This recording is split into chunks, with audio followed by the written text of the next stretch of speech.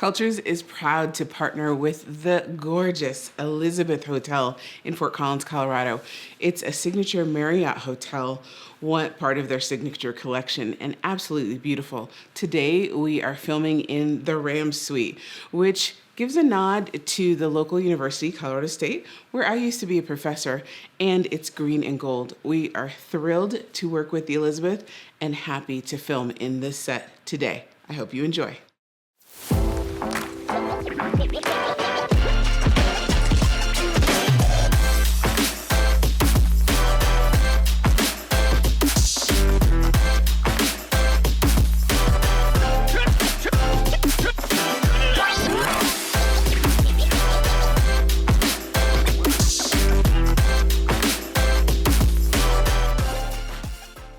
Today, we are here with Orion Brown of Black Travel Box. She's also an ambassador for Cultures, which I'm super excited about.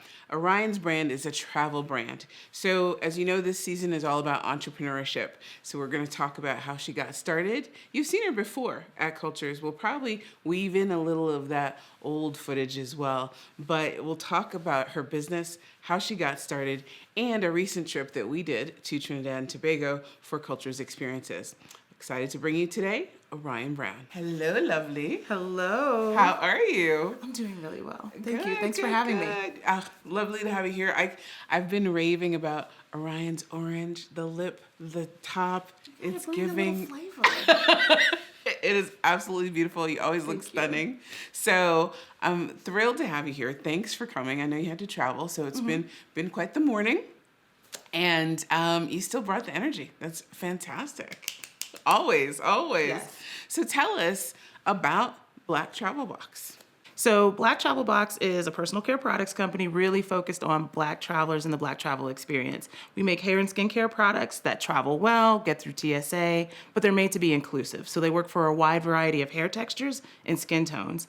When I don't have My Little Pony going, I have a lot of curly hair, and I just really discovered that like every time I would travel, it would be such a pain in the butt to find products that actually worked for me. And I felt like that was just a real miss in the marketplace. So I decided to build something myself. What you just said is so important because I've been to so many places and my hair is different in every single climate that I'm in. Yes. So as you can see, I don't do the curls anymore. My new hairdresser is all about the blowout of the hair. However, my best curls, the curls I loved the most, were about an hour south of Paris. And they would just pop in the most fantastic way. When I was in Seoul, my hair looked wet all the time, even though it was dry, and it was wavy, like barely any curl. It looked like I was in a pool all the time, right? When I would go to Mexico, different places in Mexico. So it's really interesting, as you say, especially Kenya. I remember I really had to scour for products and try to figure out, okay, which gel is gonna work, this and that, and then you have to test it, buy a few. Okay, that didn't work. All right, I look okay here. But I would always buy local products because I thought they would do better for my hair locally.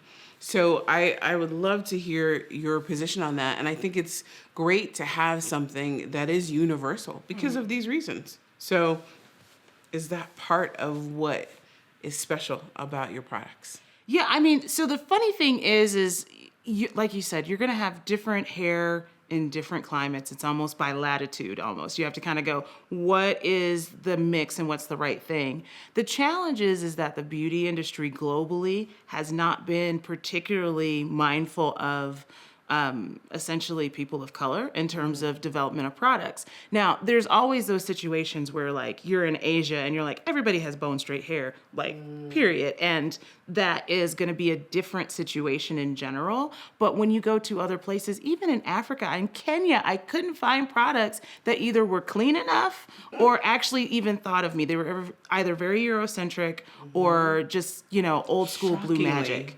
Shockingly Eurocentric. Yes. Yes. Shockingly, but then also not so shocking. Yes. And so that's the thing. It's just really understanding that when I started to talk to travelers and say, like, what are you guys packing? I started to get, every story started out with, what you have to do is. So what you have to do is you have to get this thing, but then if you can't find that thing, you have to get this other thing. And then you have to take it and you have to put it in plastic and then you have to wrap it around, but you take the top off and then you put it back on. That's how you keep it from melting. That's how you keep it from spilling. And then you have to do this. And then to make it stretch, I'll go and get a tut-tut and go to a grocery store and get grapeseed oil. And there's just all of these things that we're doing to try to solve for a consumer problem that should just be solved for in the store. And so as I'm building out the formulas and as I'm building out the product line, I'm continuing to go from just like the basic stuff that's like, I can't stand the hotel lotion, to, all right, what does this look like in terms of hair care and skincare regimens? And what does that look like in the many facets of people that travel, and particularly Black people that travel, and start to really build from there. So hopefully we will get to a place, and the plan is to get to a place where no matter what longitude or latitude you're at, you'll have the right kit for you and we'll help you along that journey. Wow. So you talk about the kits. Tell us a little bit, like, what different kits do you have and what needs do they fit? Yeah, right now we're still very much at our core in our early product set. So we have what's called our starter kit. It has shampoo and conditioner in solid form. So these bars are essentially the equivalent to 4 of the bottles that you'll get in a hotel room per night. And the beautiful thing about those is you're not schlepping water, right? So you're not going... It's TSA friendly. So you're not schlepping water. It's TSA friendly. There's no fights at TSA. It's solid. They can't say nothing. There's no spills. That's a cream. That's not a cream. No, it's. Is it a cream? Is it a paste? When we got to paste, I had to take a step back and pray because I was like, I can't talk to this person anymore. But those are the types of challenges, right? And when we look at particularly Black women, we buy more because we spend 9 times more on beauty and personal care than anybody. And hair care. And well, hair, I guess that's what you mean by it's beauty. inclusive of Yes, that. yes, Yeah. yes. And so we over-index because we buy more because we use more. And so even just making something in a smaller bottle doesn't get you there. You need to have that concentrate so that you can take more product with you and you're not running out. So our starter kit has these concentrated bars. We also have our body balm. So if you know you have beautiful brown skin, you ever put on the lotion in a hotel room and it's like it actually deposits ash. Yes. You're like, I'm trying to get rid of the ash, but the ash has now been deposited. Yes, yes. And that's because of the ingredients that are used. And it's, you know, it's cheap and nobody likes hotel lotion, but it's particularly a functional difference when it comes to people of color because of how it dries on the skin and how it kind of looks. And so making sure that we had a product that addressed that. We also have a hair balm, which is like a basic pomade. And I love it because it kind of, it's like the all-in-one, no matter if you wear braids and locks when you travel, no matter if you wear your hair natural and do a wash and go, or if you do a blowout, the pomade actually helps for all of those things. Oh, really? Yes. Yes, because it gives you a little light shaping. So for a blowout like yours, you warm it up in the hands and kind of give it, you know, when you get your blowout, you're like, I'm cute, but I'm gonna be really cute once it's about a day, 2 in. It gives you day 2 blowout. Okay. It gives you day 2 blowout on day Yes. 1. Yes. And then for curls and things like that, you're able to seal in the moisture. So whether you do the lock method or the, you know, do however many, you know, different variants of it, it's going to be the O in the lock method. I am so excited to hear that. I can't wait to try that because I'm day 1 of the blowout. Yeah. I thought to myself, why didn't I do this earlier?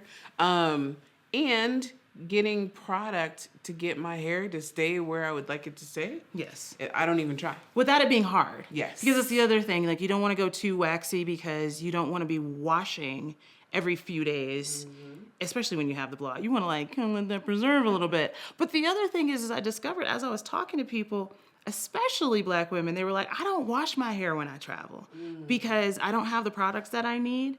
And so there's kind of a twofold thing here. I want to encourage more washing, but that's not always practical. The hair balm is really nourishing for the scalp because when your scalp gets dry, when it's not properly nourished, that's when you start losing edges, not just from tension. You have a higher probability of you losing it from tension, but it's just not really good for you. So it's really important to have the scalp health in place, if nothing else. Well, yes, I was about to say that. I mean, I think people are just starting to be aware that scalp health means length.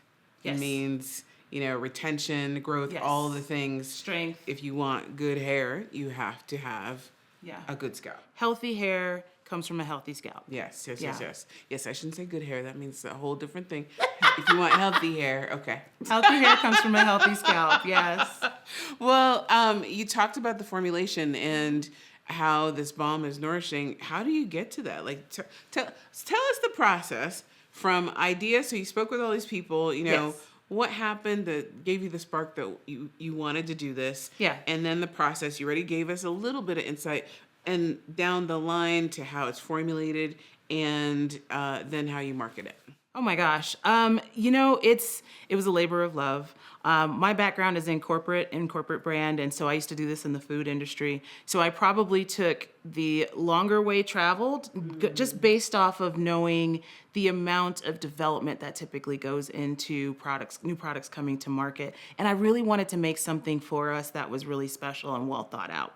And so I took maybe the first year of being in business, I'll put air quotes around that. Like, the government knew my name. I had a name for the company, but hadn't developed anything yet. And I really took that time to talk to consumers and do the focus groups, started with friends, those poor people. And they were like, I just wanted to have lunch with you. And I'm like, that's wonderful. So what's in your travel bag? But going through that process and interviewing people, doing mass surveys, I even did a mass diff study, so a little statistical analysis to understand what products are most important, most polarizing, what people really wanted. Pull that aside and then say, okay, now I know what products to focus on. And I wanted to focus on sort of the most polarizing products, which are really the products that you see in the hotel and you laugh at and throw that in the trash and keep it pushing, right? And lay your own products out. So I started with those, and the development process was an interesting one because initially, how it's supposed to work in the world is you go to a manufacturer that works with whatever size business you are. You can be idea stage all the way to multi-billion dollars. There is a manufacturer. There are many manufacturers. And you talk, you brief them. They tell you how much it's going to cost, what your formula is going to cost, and you do business. This was pre-COVID, Okay. pre-George Floyd. Okay. I was having conversations with people where they flat out put in writing, we don't make products for Afro kinky hair. And I was like, we don't call it afros anymore, but thank you. Appreciate it. That one was, I actually posted that to Twitter after I said, you shouldn't have put it in writing. You should have just been out of sorts by phone. And Was so that a U.S. company? yes, Okay. I went to all U.S. companies. I probably spoke to a few dozen, and it was very clear that many of them did not, once they kind of understood what the brand was, they didn't want to play. And so that was serendipitous because it forced me to sit down and do formulation. And I have a science background. Like, I liked OChem, but I also realized that when you're making products that are, that don't have all of the chemicals and they're pretty natural, it's not rocket science. This is a low barrier to entry market. That's why there are so many people dabbling and starting to build out their product lines. And that's fine. That's wonderful. We're all differentiating by brand and what we're here for. And so I started to formulate, and that really led to products that are truly unique in the marketplace. So you don't see shampoo bars. Now, I mean, it's been 5 years. A little bit, but they're still not ubiquitous. Yes, Yeah, and you definitely yeah. don't see conditioner bars, and you definitely don't see them in the ethnic aisle. And so this is where we're formulating products that are really truly made for out-of-home use, and that's not the thing that you go to a manufacturer and just say, hey, go white label this for me, slap my brand on your thing, throw some aloe in it, and call it a day. Right. So that was the manufacturing process, and so I started to really develop out self-manufacture, got warehouse space, and started to buy tanks from breweries and things like that, just to like figure out what that should look like. And we still do that today. And then, as a solopreneur, I was the butcher, baker, and candlestick maker. So I was the developer on my site, Shopify. Shout out to Shopify for having easy sites to build. And just really started to. I did not think Shopify was easy. I did not even try to build our site.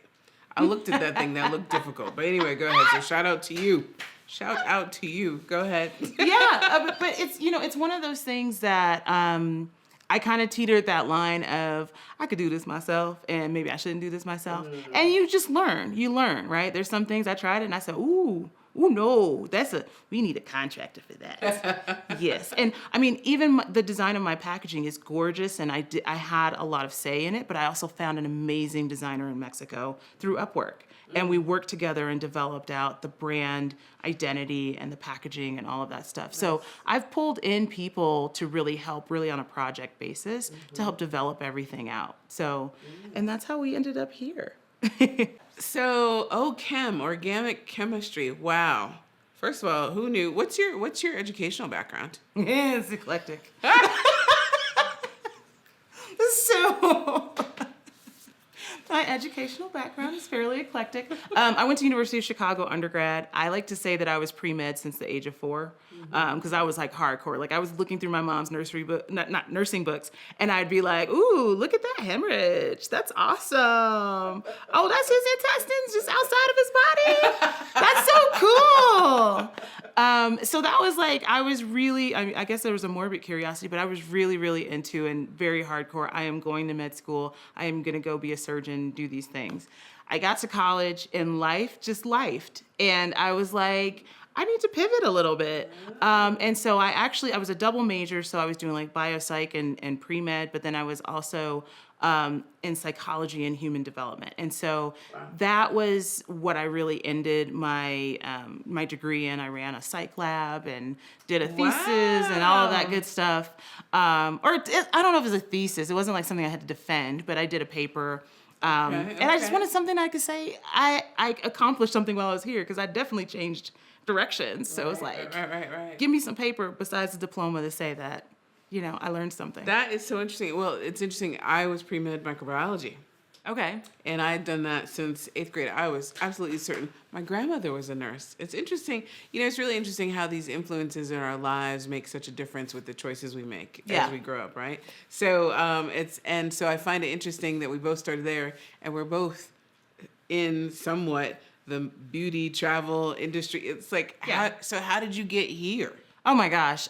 So I left school, not a pre-med student, now a psych major, and no transferable skills that I knew of. Because I didn't know, at that age, you don't know transferable skills. You don't know what they are. Right. And so for me, I was like, I need to go get a real job. I don't know what that looks like. The most time I've spent in an office building is if I want to go to the bathroom when I'm downtown. It's like, I'm not going to McDonald's. That's sketchy. I'm going to the office building. They have air conditioning. That's what I'm going to do. And so for me, I really looked for programs that were going to allow me to learn how to be an adult. And so I looked for management training programs and things like that. And I actually ended up landing at one in JP Morgan. And so it was internal consulting, project management, process improvement type stuff. And it really allowed me, I went to all areas of the bank as a consultant. And it allowed me to, one, mature as a person and figure out like, what is this business space? But two, it actually taught me what transferable skills are. Because I had to move from business to business, it was inherent that I had to figure out what I knew from the last thing that would be relevant to the next thing.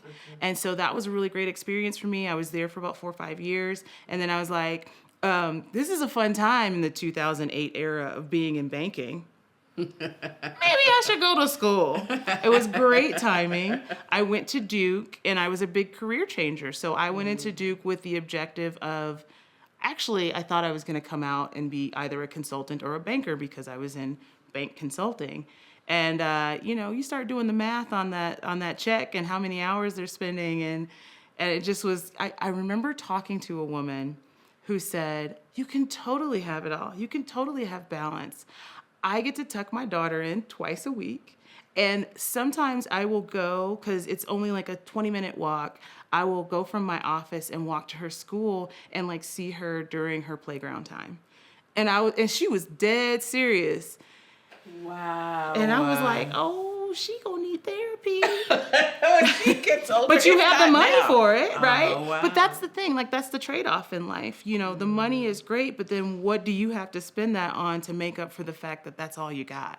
Right. And so for me, I was like, okay, I need to do something different. I want to do something strategic, and I kind of want to be bossy. So what does that look like?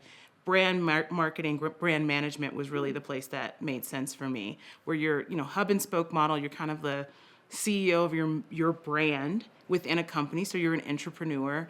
And I just really loved it. I did a summer at Nestle. Didn't really love that, but I did. I was gonna. Wait, hold on. That's one of our people, Nestle. Okay. We love you, Nestle. Go ahead. I did a summer internship. I was in LA. It was not the right culture for me. And so when I came back to school, I ended up going to craft, and it was perfect fit, like a glove. And that is where I started my career in brand. So what was the difference between, what made craft a perfect fit for you? Craft, and it's we all have our heydays, right? Yeah. We used to look at our parents and be like, why are y'all talking about the 70s? We don't care. For me, my time, the heady days, and I'm not talking Wolf of Wall Street heady, but the heady days early on in craft was very much, I worked with some of the most intelligent, sharp, creative, passionate people that I'd ever been around. They had their heads on straight, and it was just really, we talked a lot about not only the what, but the how. So yes, you're hitting your numbers. Yes, you're launching new businesses and new brands, but how are you doing that? And that was a balance that we really, really focused on. There was very little drama, very little Backbiting, political stuff. Yes, it was, I had no idea how good it was until I left.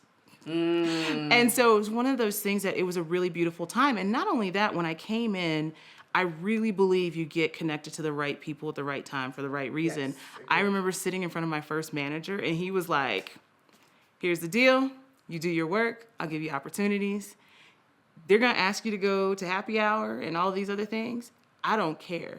You won't get extra points with me doing that. You won't get knocked for doing that. You can do whatever you want to as long as you do your work.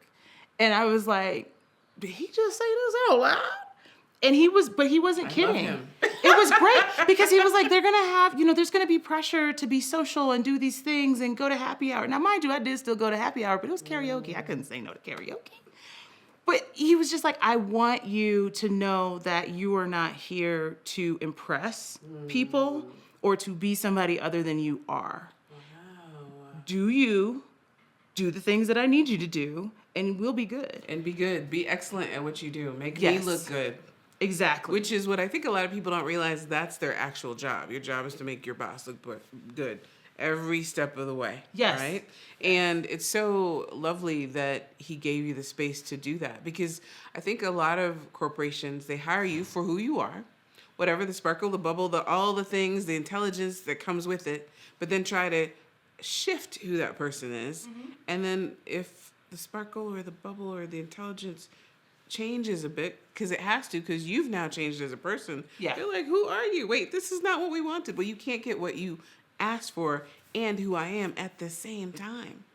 Well, only if what you ask for is actually what you want, and the who I am that I'm presenting is the actual me.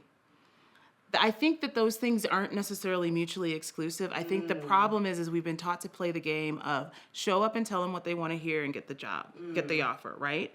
And then they show up and say, this is what we're all about. And that's not what's really happening behind the scenes. I get that, and I agree with that. But I think a lot of times there are people who show up as their authentic selves, Yes. right? And that is what we want this, but Yeah. we want it in this shape. Oh, yeah. No, Yeah. it's the, I really like him. I can't wait to mold him. Yes. And it's just really, seriously, And that molding changes the person. Yeah. And now it's no longer the him that you expected him to be, because he's no longer It's Franken authentic. him. Yeah, It's Franken him. I love it. Yeah. It's Franken him. So that is fantastic. And I'm so glad that you had that experience, because, and I love, actually your career is much like mine as well. I mean, the twists and the turns make a difference, and they change how you're able to bring the tools to entrepreneurship. So how did you jump from that to wanting to start your own thing?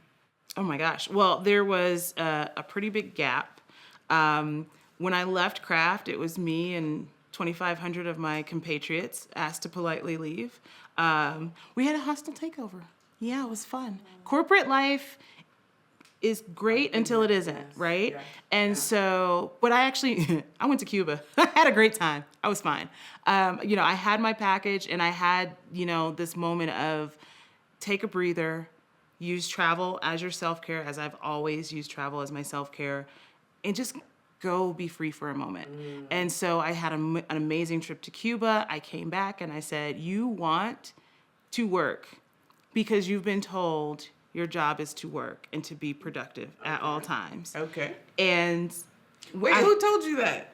life and expectation. Yes. You know what I mean? It was the, oh, you got a package, so you need to go ahead and get you another job so you can put away that money. And I'm like, I don't want to be like overly like, toxic positivity kind of thing.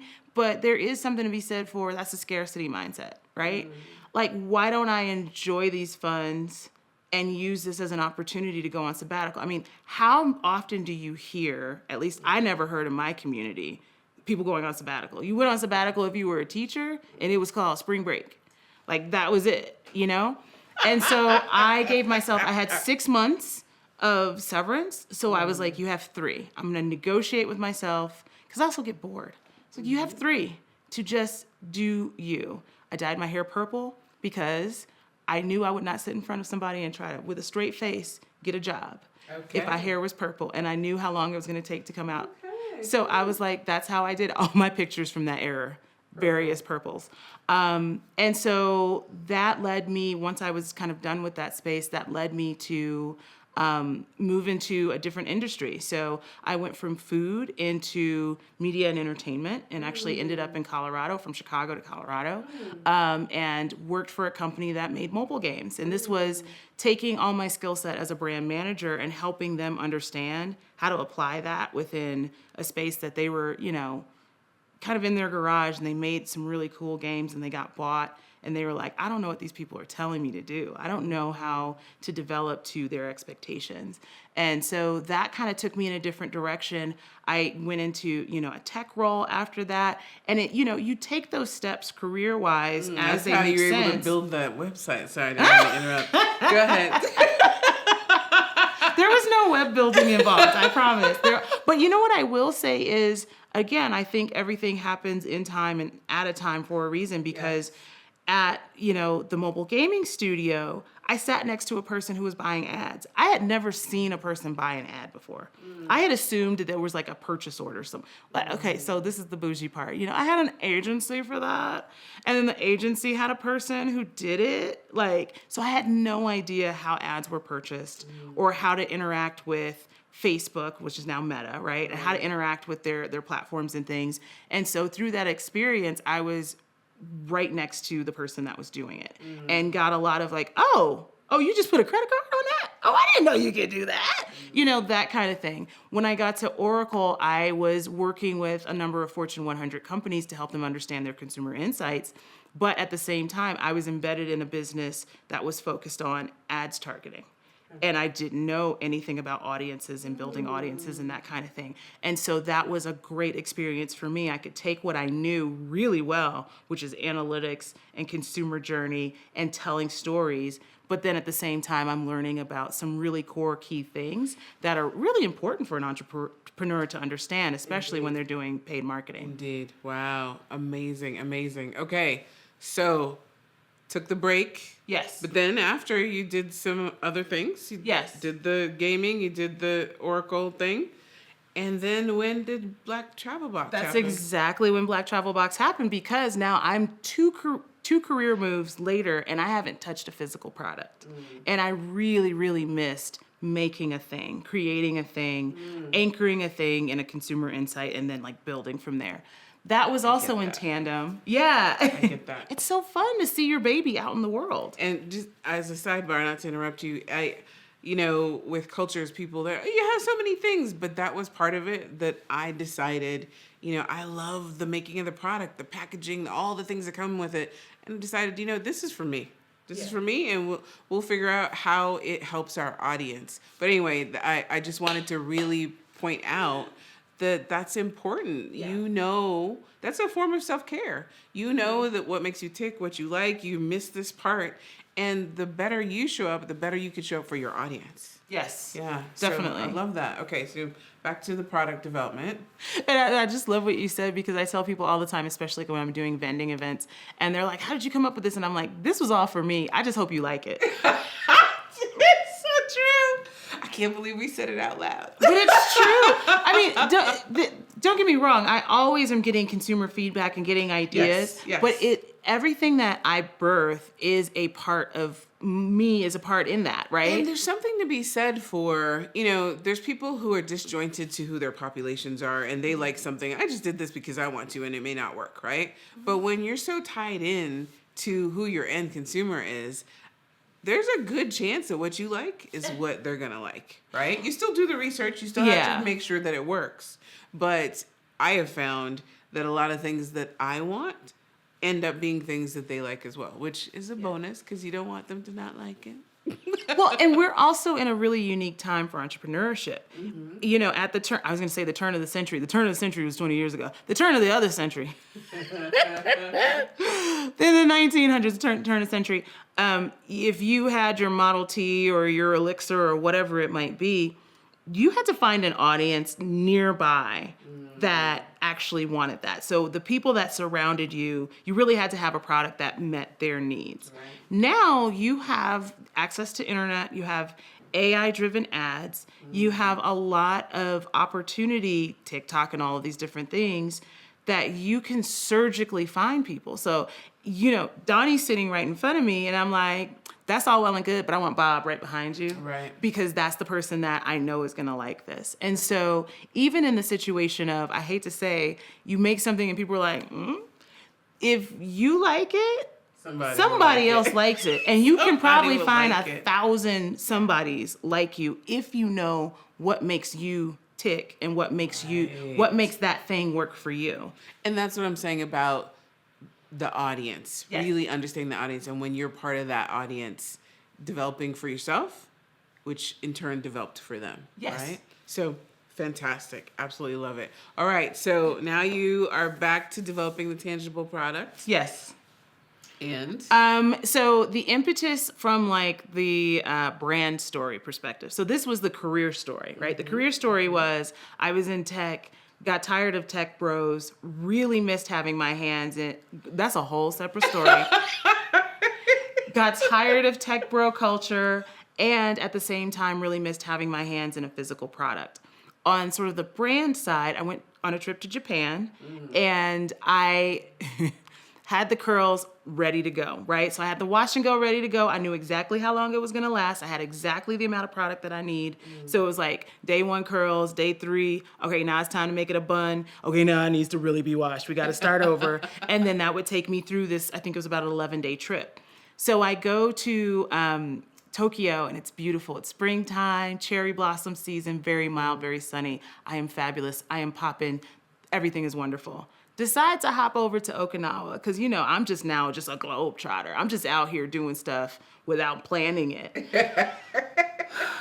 45-minute flight, maybe. We get in and they open the airplane hatch, the door, and just the armpit of Hades just blew through. It was so, when you talk about your hair doing different things in different places, I straight up looked like Shona from The Last Shogun. My hair... For folks who are a little bit younger, y'all won't know, but I looked crazy. My hair immediately, I could feel it crawling up the back of my neck. I said, oh no. By the time we got off the plane, I looked wild. What time of year was it? Well, you said it was springtime. What month was it? May. Yeah, I looked feral getting off the plane. And I was like, no, I just get this little thing of conditioner. And I'm like, what am I going to do? It's okay. We're in Okinawa. Okinawa has tons of American bases, and we're there visiting friends who are in the Army. There's tons of Black women that actually serve there in Okinawa. I'm sure we're going to go to commissary. It'll be fine. I'll probably buy a big bottle of something that I'll have to leave here, but it's fine. I got it. Cool. It wasn't fun. Nothing. Plus 3-in-1 everywhere. What were the people there doing? What were the women there doing? Bringing their own stuff, having people ship it to them. Wow. I found this out later when I actually started the brand, and I started to get notes from women in the Army saying, I heard you, doing a pitch and you talked about this. I am actually stationed there. I can't get stuff. Do you ship APO? I have Black women ask me all the time, do you ship APO? Wow. All over the globe. That's fantastic. Yeah. Huh, interesting. You would that's fantastic. You would think. Yes. But this is where we go back to Kenya and all these other places. But let's just also talk about, if don't be a consultant and get shipped to Iowa for something. You just ask out. There's nothing you can do. Yes. Unless you're in a major city, like companies like Target have been doing a great job of diversifying their aisles, but that's just happened in the last 7-8 years. Yes. And even with that, the name of the game is always they're going to stock what their populace around them wants. And the problem of being a minority, and especially in places where you're not at the, you're not 15, 20% of the population or 40% of the population, you start getting to like 5, 10% of the population, nobody's buying products for you because you don't turn enough product for them. Right. And so this is where having access to products, this is a direct-to-consumer business, having access to it wherever you go and wherever you live is really, really important. Wow. Okay. So you decided to do this thing. I just did a little thing. You did the product development. You figured out the formulations. Mm-hmm. You went and worked with someone on branding. Mm-hmm. Okay, tell us about your launch. Okay, so what had happened was... what happened? What had happened was 2019, I am now at the place of I know what the products are going to be. I've had some issues with getting the manufacturing, but I have formulations that I've developed myself. I've had them tested with formulators. They're all good. And I'm now pitching for funding because I'm not going to do this by myself. Like, we need a team. I need an operations person. I need a market person. And so I started pitching for funding. Did not realize that we don't really get funded. It didn't occur to me. I thought it was meritocracy. I thought entrepreneurship was meritocracy. I was listening to a lot of Gary Vee, and God bless him. He has some good thoughts, but he also moves through the world in a way that there is privilege attached to him, whether he realizes it or not. I was just with him at the Lions last year, and actually I will see him in a few weeks. I will have to pass that information on. That's a really good way to think of it, because for me, listening to him talk, there's something missing, and that 100% was it. Yeah. Yeah. And that doesn't mean that he doesn't have great insights and things like that. Yes, and great exactly. tactics.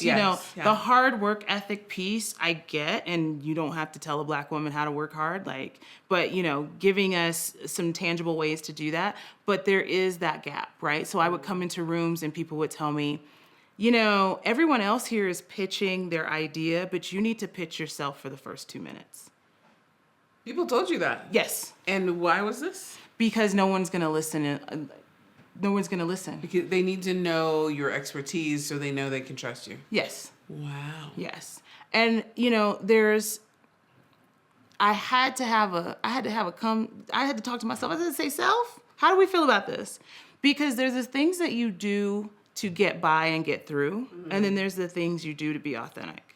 Okay. And I think for me, I was like, why are you an entrepreneur if you're doing the same masking that you were doing in corporate? Where you had to, and yes, there's a practicality to it, and I understand that. And the people that told me that were trying to help.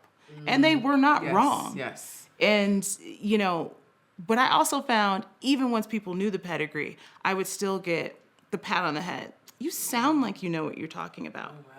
And the use of the word sound in multiple places. They actually said those words. In multiple times.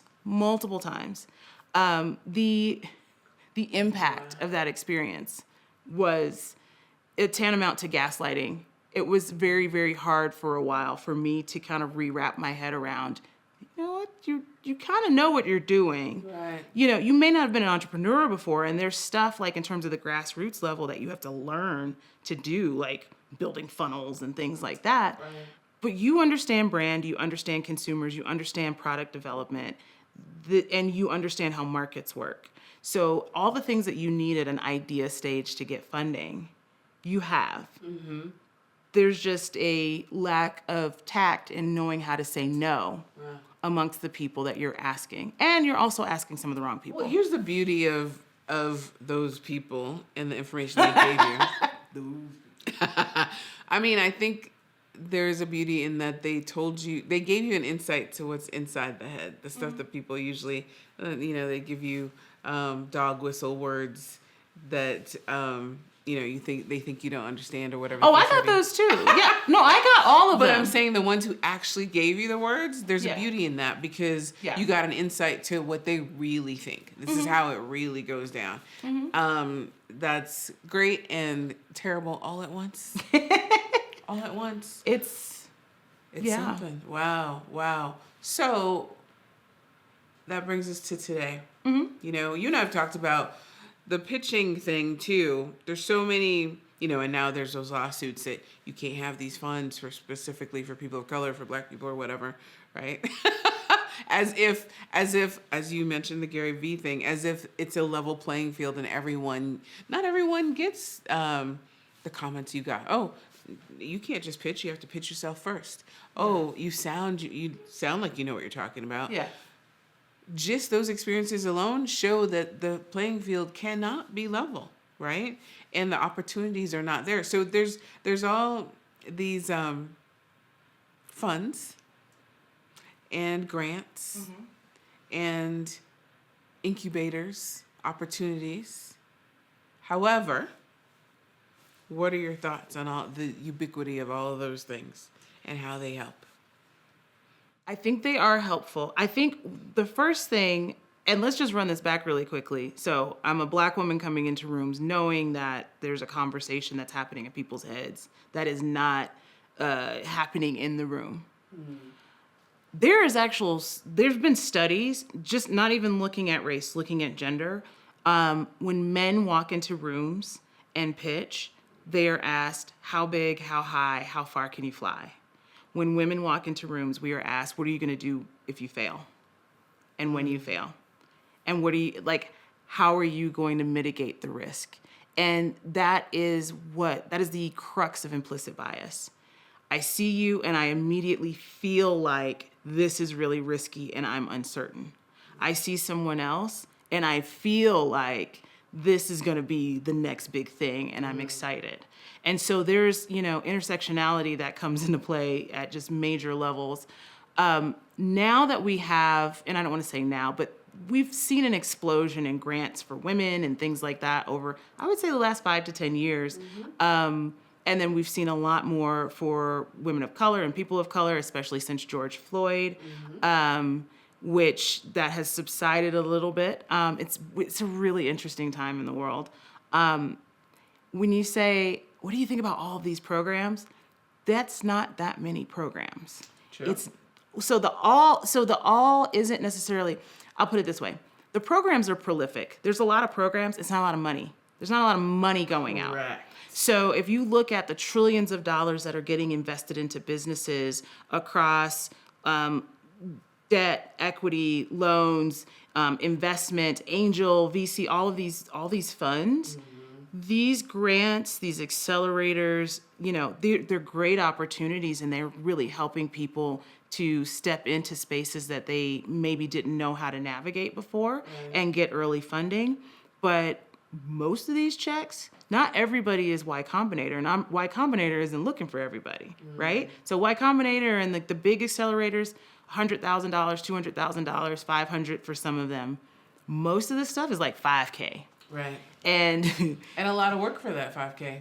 A lot of work. You need to be here for 12 weeks, 3 hours twice a week, plus office hours. If you don't show your face, we're going to ding you. And I understand their need to say we have participation from you, but by the same token, that's a whole nother job. And many of us continue to work full-time jobs while we build our business. So now we're working our full-time job. We're building our business second full-time. Because people go, oh, you're doing it part-time. No, I just don't sleep. And so let's just call it what it is, right? Yeah. Oftentimes you do your 9 to 5 and then you do your 5 to 11, And building off of that, now you're putting in these additional constraints for money that really gets honestly blown really quickly on a social media person. Like that's a social media person for a month. Right. Or ads for 2 weeks. Well, and there's the thing. So I get it. There's a lot of people who say this is a population that doesn't have the opportunities that say you and I had, or the experience, or the education. So let's make sure that they have that. But that's also, like you said, a little bit indicative of, oh, you sound like you know what you're talking about, right? So make that available for people who may need it, and I'm sure they will be ecstatic to have it. But then the people who don't need it, who already have it, if you have an MBA... Oh, they tap it too. What do you say? I said they tap it too. But that's what I'm trying to say. If you already have that experience, why would you have to sit in those classes all that time? And some of these funds, as far as I know, that is actually what you're getting out of this application that you did. And all of the people who applied now there's one award at the end, and we're gonna watch you. And now you have to pitch for that one award. You didn't even know. It's like when I applied for this, I thought it was an application to get the award. No, it's an application to go through the program, and then and you pitch don't get for the award. Yes. Yeah. The other thing is, I love my brand and I love my business, and I believe we need to exist in the world. But when you lump all women together or all Black people together, then I'm pitching against people who are like solving cancer. And I'm on stage like, you want me to talk about, no, just give them the money. Like, we should all just step aside and fund them. I have pitched next to companies that are solving infertility, cancer, allergies, all of these things that are like health related. And I mean, that's a bias for me of, if you're gonna save lives, I think you might be a little bit better than some body butter. You might be, I can go the extra step and figure this out. You need that. And I think that's another issue is people think, well, there's all these programs, there's all this opportunity, but there's no nuance to how these programs are set up. So to your point, you've got people who are further along who just need funding and maybe some guidance at a strategic level. And then there's people who are like, I have this amazing IP, I have this amazing idea, I've developed a thing, and I have no idea about the business part, and I need some money. And then you've got within that all of the plethora of types of products. And why, if you're on stage next to a SaaS product, for instance, you're a physical products company next to a SaaS product company. SaaS just makes more sense if the goal is making money, right? Right. Because SaaS is you pay for the widget once and then you restamp it. There is no widget. There is no widget. There is a guy in Bangalore who did all of your coding. You know what I mean? Let's just be honest, right? You got him way, way below your market value in the States. And he's coded the thing, and you're like, well, we'll make our first $1 billion before anybody notices that this company sucks. This is why we have devaluations happening all the time, because it's like, okay, get users on your platform. This is a great idea, and it's really easy. It doesn't require a lot of money to go into it, but we're going to put a bunch into it because we know once you get the users, that return is going to be insane. Right. Yeah, but daily active users is great. Keeping people and retaining them is a whole different animal. Physical products, I have to pay for my stuff before the first person buys it. Yep. And that is a very different model. Yep. And so again, that nuance is really lost. And I think unless you're setting up programs to look at the skill of entrepreneurship, not the business, then it doesn't really make a lot of sense. Right. I that is very, very true. All right. So I have so many more questions for you, and I could talk about this forever, but we have to wrap up. Speaking of which, you have some business that you need to do today. So I want to use our last few minutes to just talk about you going to Trinidad and how Black Travel Box makes you such an amazing ambassador for cultures. Yes. So tell us, we were talking about this stuff. We were talking about pitching and incubators and things like that. And, and travel. That's how we got into it. I said, we're going to take this trip. And you're like, man, it was close to your birthday.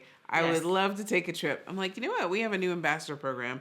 And that's how we got into it. So tell me, had you ever been to a carnival before? No, it was on my bucket list. So when you were like, hey, we have this ambassadorship and we have this program. And oh, by the way, we have this trip. It's kind of last minute, but if you're interested, I was like, hell yeah. I have always wanted to go to Carnival. Now, mind you, I was a little bit chicken because, I didn't want to wear floss. I mean, I wanted to wear floss, but I didn't really want to wear floss. Like, I wanted to wear floss in my head, like shiny floss and feathers. But then I was like, So that was a little bit of a trepidatious point for me. But I was really, really excited because I had never been to Trinidad. I hadn't been to that area of the Caribbean. Yeah. And it was just really cool. It's more beautiful than people realize. Trinidad is an industrial island. It's the most wealthy in the Caribbean because of that. And our viewers know I'm Trinidadian, Costa Rican. So I've been to Trinidad many times. I've lived there many times. My first accent was Trinidadian. But it's interesting because this is the first time I saw its true beauty. Yeah? I hear it all the time. Oh, we just bought a place in Costa Rica. Oh, I love Costa Rica, Costa Rica, Costa Rica. And Costa Rica is beautiful. But this time in Trinidad, and maybe it's because I didn't go with family. I didn't go as a family trip and do all the family things. I mean, we saw family, but I specifically went to be in Trinidad and experience Trinidad. Mm-hmm. I honestly had no idea it was as beautiful as it is. That's probably, for me, I don't know what you think. For me, it was one of the most beautiful islands that I have been to. I definitely think it's more beautiful than Costa Rica. It's a different vibe than Costa Rica. Okay. So it's a different kind of beauty, but that lush, you know, you could see on a clear day all the way to Granada, very airy and grounded beach kind of beauty. So what were your thoughts? You wanted to go to Carnival. Yes. You got to go there. What were your thoughts? So there's a few things. One, it absolutely is a gorgeous island. And it's one of those things that I've been to a number of islands and I'm like, okay, so number one, prepare yourself for island time. But it actually wasn't like that. I really didn't find that. It was a lot more bustling than I had anticipated. And I think part of that was because it's Trinidad Carnival. But it was really like a very comfortable space to be in. One of the things that I talk about a lot when I've talked about Carnival is just, there's a little bit of the girl who's afraid to be out in like Freaknik. Like, I was like, I don't know if I'm going to have to, like, be pushing people off and, like, if there's going to be essentially unwanted attention, right? Yes. And this isn't even talking about floss. Right, I mean, I've been in clubs in Chicago where people have put their hands in my back pocket of my jeans. And I'm like, I'm going to keep it now. Clutch. But I did do that. So I was a little afraid of that, and I didn't see any of that. I was so put at ease immediately. I felt like there was a lot of respect for women in that space. Yeah. And even when we were doing, Juve and Dirty Mas, and we're out in the streets, and it's like 3 a.m, yes, and we're shaking tail. It was the most respectable tail shaking I've ever done in my life. I mean, that's the best way I could put it. Yes. It's really interesting. There's when you look at it, like our videographer in Trinidad put together a sizzle reel, and I was like, a little less Juve, which is, Juve is like the beginning of Mas, and it's crazy, and you throw in, paint, and people are doing all kinds of things, lots of bumping and grinding. Mm-hmm. But welcome. Like, yes, welcome. And a little less Juve and a little more Carnival, which is a little less of the bump and grind, but still some. Mm-hmm. But I think it's because to a viewer, they don't realize how comfortable people are made in that space. Mm-hmm. I mean, body positivity is a thing. It doesn't matter size, shape, color, height, nothing. Everyone is welcome and accepted, and Trinidad is like that as a whole.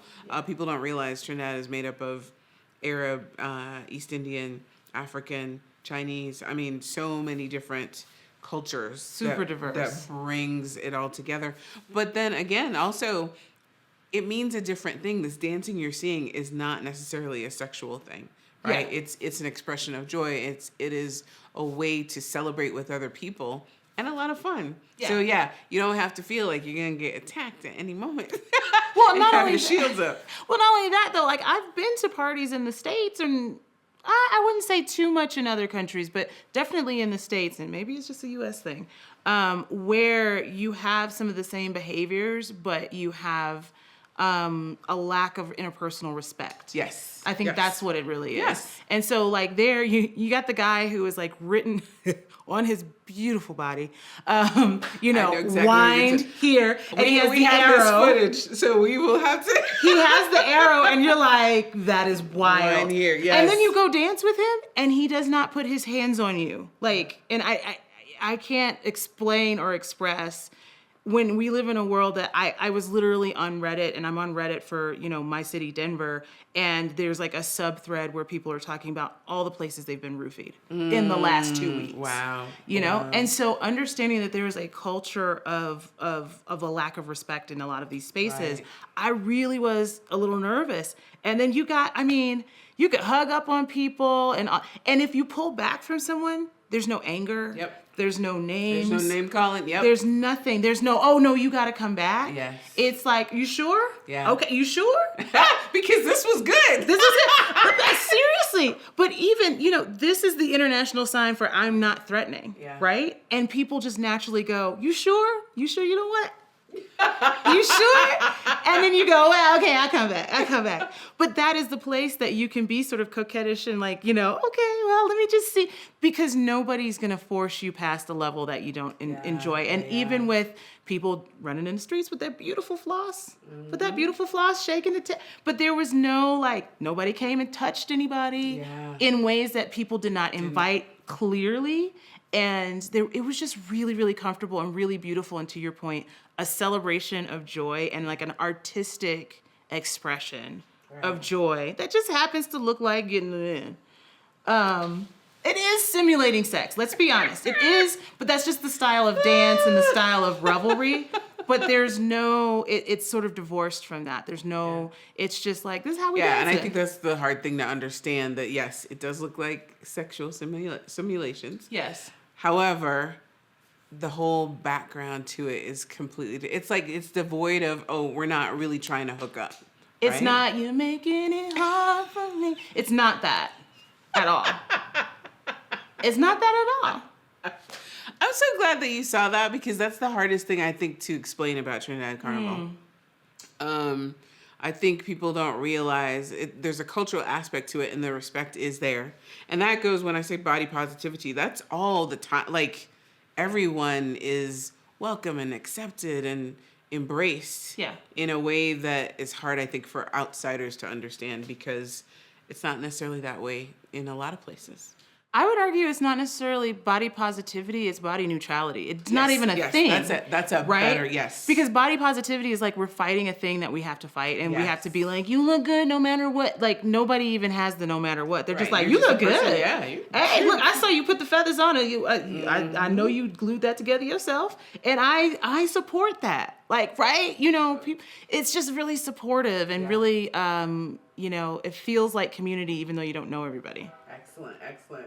Well, we're going to wrap it up so you can get to your next wonderful business thing that you are doing. Like I said, I have so many more questions, but it's always a pleasure. I love hearing your journey. I love what you're doing. And I wish the best for Black Travel Box, and for hopefully we get to do lots more together. All right. Definitely. Thank you. Thanks for having me. Thank you for being with us today at the Destinations Podcast with Doni Aldine. We look forward to bringing you more detail about fabulous entrepreneurs this season, like Orion Brown. So, be well and live in full color.